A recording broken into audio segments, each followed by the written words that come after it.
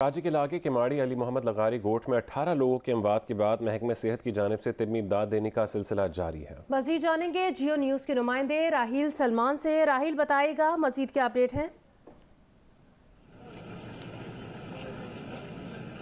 देखिए, इस वक्त इलाके में जो है सूरत हाल बिल्कुल वैसे ही है और यहाँ पे इलाका मकीन ये बताते हैं कि अब तक जो अफराद जहाँ बाग हुए हैं उनके पोस्टमार्टम के लिए हुकूमत ने इनसे रब्ता किया था। उस सिलसिले में इनकी अपनी बरादरी में सुलह मशवरा जारी है और उसके बाद फिर ये फैसला करेंगे कि आया इनको बच्चों का पोस्टमार्टम करवाना है, कब्र कुशाई करवानी है या नहीं करवानी। हुकूमती हुक्काम ये बताते हैं कि बच्चों की अमवात का वजह मौत का तयन करने के लिए उनका पोस्टमार्टम इंतहाई जरूरी है, जिसके लिए कब्र कुशाई की जाएगी और उसके बाद फिर मेडिकल बोर्ड की तश्कील की जाएगी जिसमें उन बच्चों की हतमी तौर पर वजह मौत मालूम हो सकेगी। इलाका मकीनों का यह कहना है जो मुतासिरा अफराद है जिनके खानदान में अमवात हुई है वो ये बताते हैं कि बच्चों में सांस की बीमारियों का प्रॉब्लम स्टार्ट हुआ था और उनको यहाँ पे मुर्शिद अस्पताल, लियारी हॉस्पिटल, सिविल हॉस्पिटल और दीगर अस्पतालों में उनको दिखाया, लेकिन कोई भी बच्चा जांबर ना हो सका और वो इंतकाल कर गया। ये सिलसिला जनवरी के आगाज में शुरू हुआ था 5 से 8 तारीख के दौरान, जहाँ पे बच्चों को जो वो दमा, सांस और फेफड़ों में जो उनको इन्फेक्शन और प्रॉब्लम आना शुरू हुई। यहाँ पे डॉक्टर्स को दिखाया, पहले इब्तदाई तौर पर करीबी क्लिनिक में दिखाया, उसके बाद फिर बड़े अस्पतालों में इलाका मकीन ये बताते कि उनको वहाँ पे दिखाया, लेकिन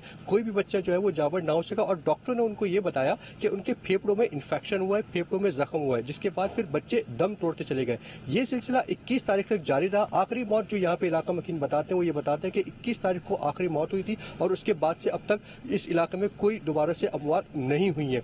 यहाँ पर पुलिस हुकाम से हमारी बात हुई तो ये बताते हैं कि इलाके में एक जो प्लास्टिक का कारखाना है जिसपे सबसे ज्यादा लोगों ने शक का इजहार किया था, उसके मालिक को हिरासत में लिया हुआ था। गुज़श्ता शब पुलिस ने जो है वो मुकदमा भी दर्ज कर लिया और प्लास्टिक के कारखाने के मालिक को उसमें बाकायदा तौर पर गिरफ्तार भी कर लिया गया। इलाके में यहाँ पर हमारी बात हुई इलाका मकीनों से तो इस गली में जिसे जहाँ पे ये रिहायशी इलाका भी है और इसी रिहायशी इलाके में मुख्तलिफ कारखाने, इसमें प्लास्टिक का कारखाना है, पत्थर का कारखाना है, क्रश का कारखाना है और उसके अलावा यहाँ पे ऑयल भी बनाया जाता है। तो ये मुख्तलिफ कारखाने जो वो यहाँ की फजा को आलूदा करते हैं। इलाका मकीन ये बताते हैं कि काफी अरसे से ये कारखाने कायम है, 6 से 7 साल हो गए, लेकिन इससे पहले भी जो है कभी कोई ऐसा वाक़या नहीं हुआ। इस दफा जो अचानक ही ये वाक़या हुआ इसमें इतनी बड़ी तादाद में अमवात हो गई, लेकिन इस अमवात की अभी तक कोई हतमी तौर पर कोई ठोस वजह सामने नहीं आ सकी कि आया इन अमवात की वजह क्या प्लास्टिक के कारखाने से उठने वाला धुआं ही है या कोई और वजह है। जो सबसे ज्यादा अमवात हुई एक ही घर में 4 अफराद की, इसमें 3 बच्चे और एक खातून शामिल है। वो प्लास्टिक के कारखाने के गोदाम के बिल्कुल साथ वाला वो घर है, जबकि उसके अतराफ में पत्थर का क्रश का कारखाना है और रुई और दीगर अशिया की यहाँ पर स्टॉक की जाती है।